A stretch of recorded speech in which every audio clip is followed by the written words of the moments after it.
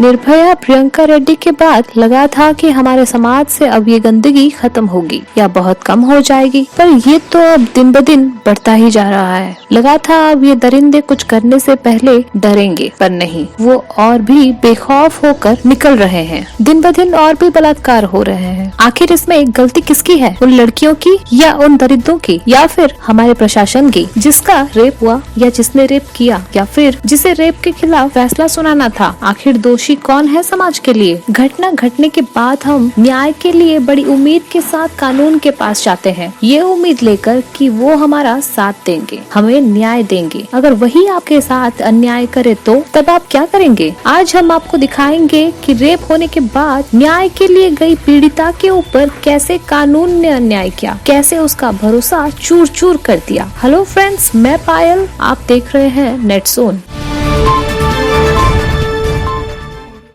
भारत में यौन हिंसा को लेकर मजबूत कानून है, लेकिन क्या कानून की किताब में जो लिखा है वो हकीकत में हो रहा है? एक रेप सर्वाइवर को कानून व्यवस्था, समाज और प्रशासन कितना भरोसा दिला पाते हैं कि ये न्याय की लड़ाई उसके अकेले की लड़ाई नहीं है? थाना, समाज, कचहरी ने उसका अनुभव कैसा होता है? बिहार के अररिया में एक रेप सर्वाइवर और उसके 2 दोस्तों को सरकारी कामकाज में बाधा डालने के आरोप में जेल भेज दिया गया। ये तब हुआ जब कचहरी में जज के सामने बयान दर्ज किया जा रहा था। इसके बाद तो रेप सर्वाइवर को 10 दिन के बाद जेल से बेल मिल गई, पर उसका जो साथ दे रहे थे वो 2 लोगों को अब भी जेल में रखा गया था। वो रेप सर्वाइवर उनके यहाँ काम करती थी। वो दोनों तो बस इस बेचारी का सहारा बने हुए थे, तन्मय और कल्याणी, जिन्होंने उस रेप पीड़िता के साथ इस लड़ाई की शुरुआत की। वे अब भी जेल की सलाखों के पीछे थे। जेल से रिहा होने के बाद जब पीड़िता ने अपनी दर्दनाक दास्तान सुनाई तो सब सहम उठे। अब तक का उसका सफर कितना दर्दनाक और भयंकर रहा, आप सोच भी नहीं सकते। 6 जुलाई की रात एक लड़की के साथ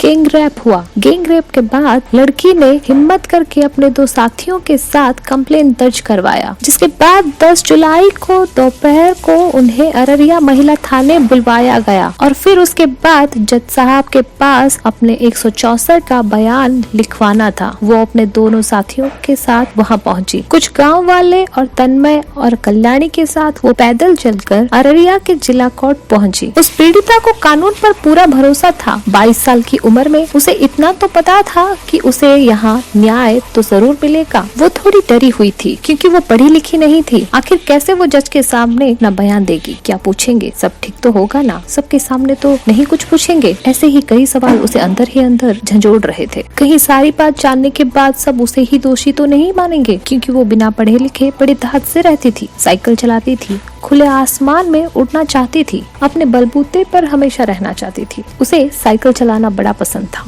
इस दौरान उसे मोटरसाइकिल चलाने की भी इच्छा जागी और उसने मुकम्मल भी किया। एक दोस्त के सहारे उसने मोटरसाइकिल सीखना चलाना सीखा। जिस दोस्त पर उसने भरोसा किया उसी ने उसका यह इलाज किया। ना वो मोटरसाइकिल सीखना चाहती, ना ही उसका दोस्त उससे मोटरसाइकिल चलाना सिखाता, और ना ही वो उस रात उसे मोटरसाइकिल चलाने के बहाने किसी दूसरी जगह लेके जाता, और ना ही उसके साथ उस रात वो हादसा होता। जब वो कोर्ट पहुंची, वहां उसने आरोपी को अपनी माँ के साथ खड़े हुए देखा। वो उसे देख थोड़ा डर गई। उसके सामने उस रात की हर वो छवि फिर से चलने लगी जो उसके साथ उस रात हुई थी। वो मन ही मन ये सोच रही थी कि काश मुझे अलग से लेकर किसी कमरे में अलग से पूछा जाए, क्या उसका मेरे सामने रहना जरूरी है? 3-4 घंटे तक वो लोग गर्मी में वहीं खड़े रहे थे। उस बीच उस पीड़िता के मन में कई सवाल आ रहे थे कि आखिर क्यों उसने कंप्लेन किया। काश वो कंप्लेन ना करती, समाज के सामने उसे लाकर खड़ा तो नहीं किया जाता, ऐसे सबके सामने उसे बार बार उस रात के बारे में पूछा तो नहीं जाता। वो तो कंप्लेन तक नहीं करना चाहती थी, क्योंकि उसे पता था कि जब किसी के साथ बलात्कार होता है तो हमारी समाज उसे किस नजर से देखती है। वो तो हिम्मत करके आगे बढ़ी थी अपने साथियों के साथ उस दरिंदे के खिलाफ कंप्लेन करने के लिए। उसके बाद तो उसका बाहर निकलना मुश्किल ही हो गया था। कंप्लेन के बाद हर आते जाते लोग को पता चल गया था कि उसके साथ बलात्कार हुआ है। हर कोई उसे अजीब नजर से देखा करता था।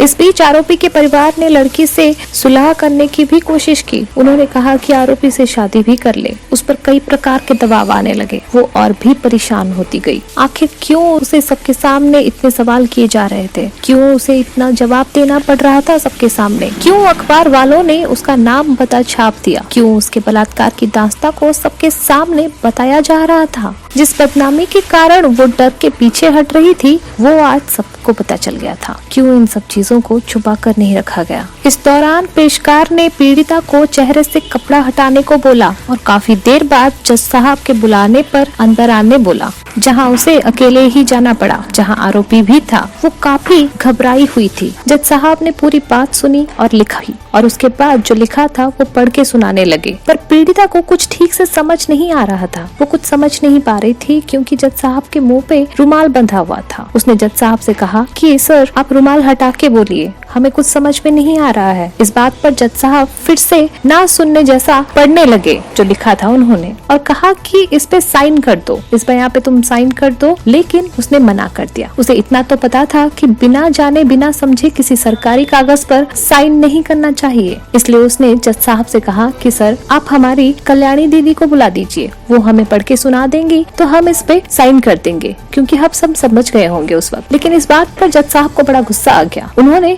उससे कहा, बदतमीज लड़की, तुम में तमीज नाम की चीज नहीं है क्या? मुझ पे तुम्हें भरोसा नहीं है क्या? इस बात पर वो डर गई। उसे लगा कि उसने बहुत बड़ी गलती कर दी। उसने माफी भी मांगी। अपने तन्मय भैया और कल्याणी दीदी को भी बुलाया। वहाँ पे हड़कंप मच गई। सबने जज साहब को समझाने की कोशिश की और माफी भी मांगा। कल्याणी और तन्मय ने जज साहब को समझाया कि सर आप उसे समझा दीजिए एक बार, या हमें दीजिए, हम उसे समझा देते हैं, वो सिग्नेचर कर देगी। इस बात को लेकर इतना ज्यादा हड़कंप मचा कि सबको लगा कि वो लोग सरकारी कार्रवाई पे मुठभेड़ कर रहे हैं। इस दौरान जज साहब ने गुस्से में उन्हें सरकारी कार्रवाई में बाधा डालने के आरोप में जेल की सजा सुना दी। उन लोगों को जेल में अभी तक रखा गया है। पीड़िता को तो 10 दिन बाद बेल मिल गई, लेकिन उसके साथी अभी भी उसी जेल में है। आखिर उनकी गलती क्या थी? अब देखना ये है कि प्रशासन अब कौन सी कार्रवाई करती है। इतना सब कुछ होने के बाद हमारा समाज इसके लिए क्या करता है? जब एक रेप पीड़िता मर जाती है तब हम कैंडल लेके उसके लिए खड़े होते हैं, लेकिन जब वो जिंदा रहती है तो हम उसे बुरी नजर से देखते हैं। क्यों ऐसा नहीं होता कि उससे मरने से पहले ही उसके लिए कुछ किया जाए? अब देखना ये है कि हमारा समाज और हमारा प्रशासन इस पीड़िता के लिए